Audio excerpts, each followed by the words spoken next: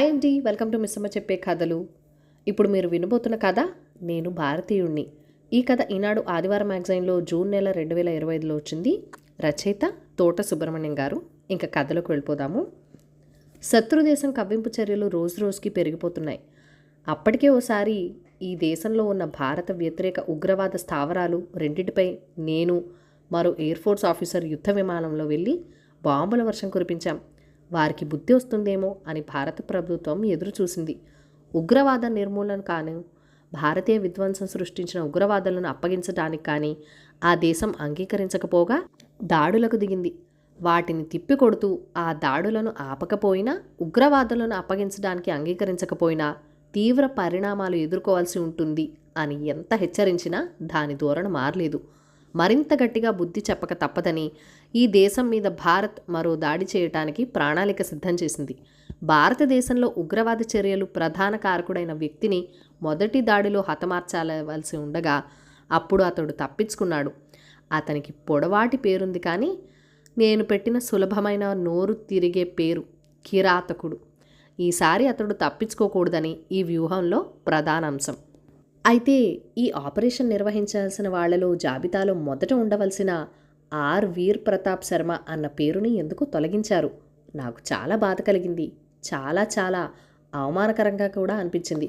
కారణం ఏమిటని నా పై అధికారులను అడిగాను. చెప్పడానికి ముందు సంశయించారు. ఎంతో వేడుకగా మెల్లగా చెప్పారు. అది వినగానే నా కాళ్ల కింద భూమి కుంగిపోయినట్లయింది. అసలేం జరిగిందో తెలియాలంటే గతంలో ఒక చిన్న విషయాన్ని నెమరేసుకోవాల్సి ఉంది. నా తండ్రి Surendra Sharma Indian air force అధికారిగా పనిచేసి రిటైర్ అయ్యారు. ఆయనే నాకు ఇన్స్పిరేషన్. నేను ఎయిర్ ఫోర్స్లో చేరాలనుకుంటున్నాను అనగానే ఆనందంగా అంగీకరించారు. రాత పరీక్షకు ఎలా ప్రిపేర్ అవ్వాలో, ఫిజికల్ టెస్ట్కి ఎలా ప్రాక్టీస్ చేయాలో సలహాలిచ్చారు. ఆ విధంగా నేను ఎయిర్ ఫోర్స్ ఆఫీసర్ అయ్యాను.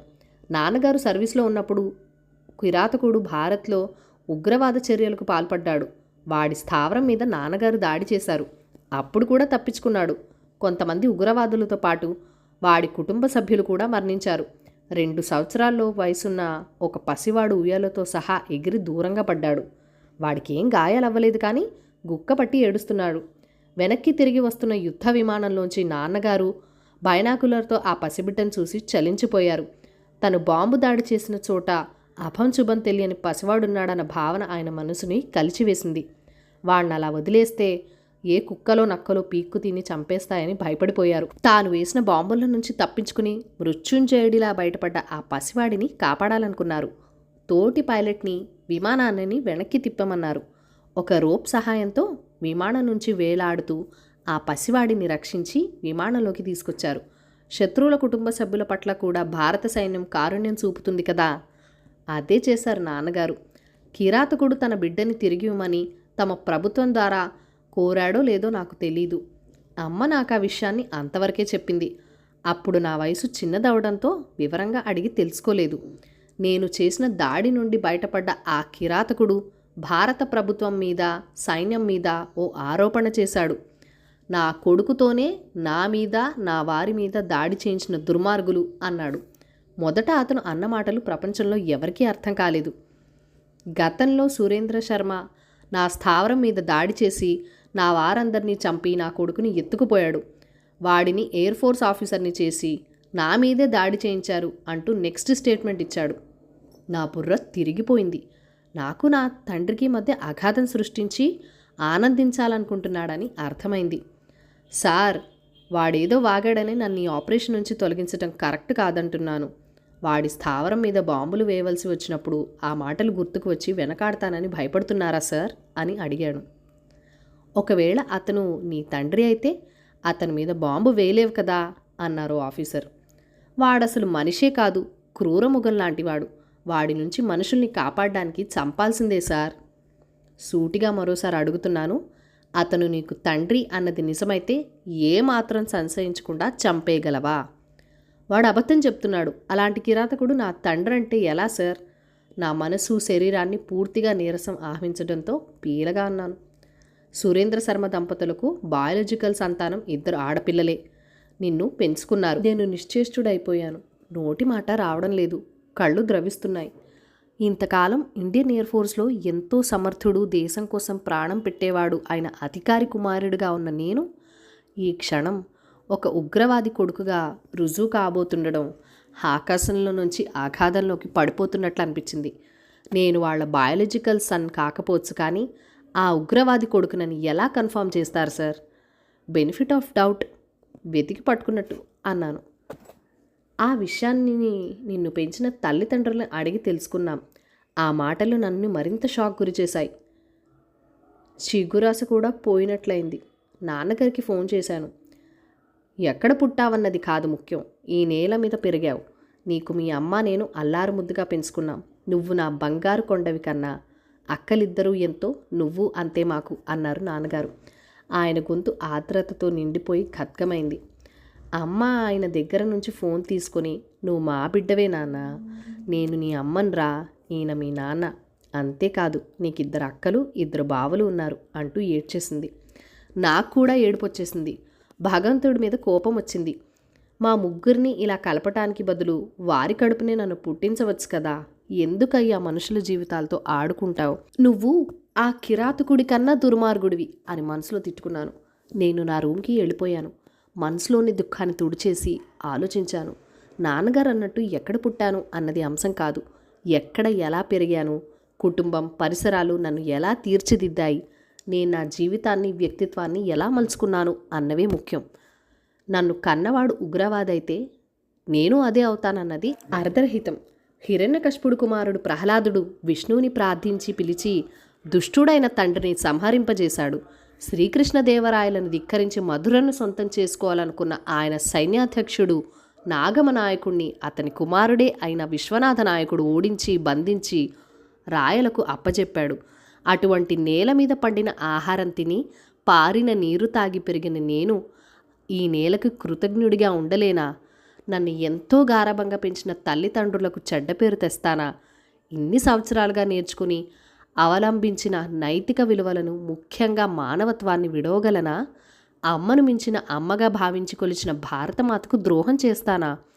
పుట్టుక కాదు, పెరిగిన వాతావరణం వ్యక్తిత్వాన్ని నిర్మిస్తుంది. అది కదా ముఖ్యం, జననం కాదు కదా.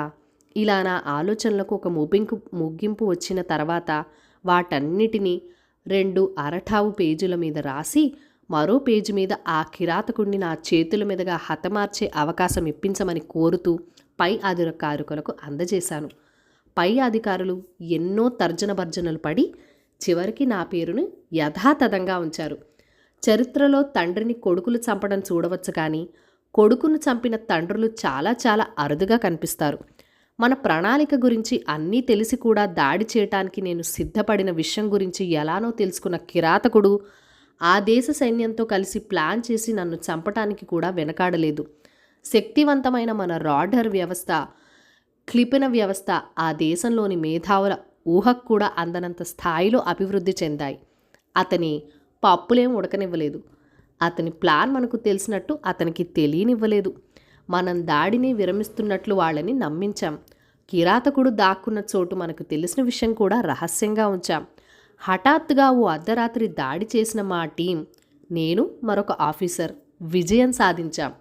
వాడిని హతమార్చడంలో నా పాత్ర ప్రాముఖ్యత వహించింది.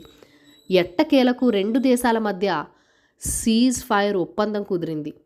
యుద్ధం జరుగుతుందని ఎవరూ ఊహించకముందే నేను అర్జీ పెట్టుకున్న సెలవు మంజూరైంది.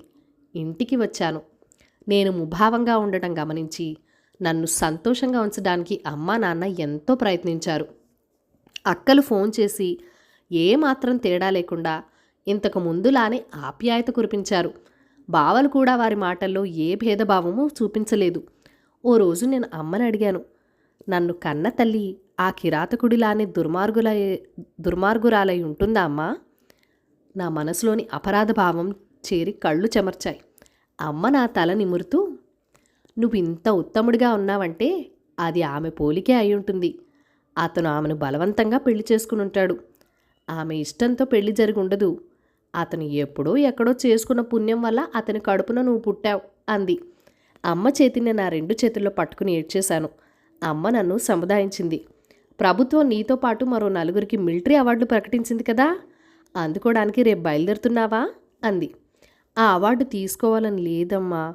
సైనికుడిగా గెలిచిన మనిషిగా ఓడిపోయాననిపిస్తోందమ్మా.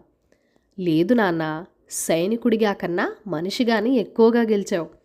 విధి నిర్వహణ కోసమే కాకుండా ఎంతోమంది ప్రాణాలు పొట్టన పెట్టుకున్న మరెన్నో ప్రాణాలు తీయబోతున్న మృగం లాంటి మనిషిని నువ్వు తన పర భేదం చూపకుండా హతమార్చి చాలా గొప్పవాడివయ్యావు.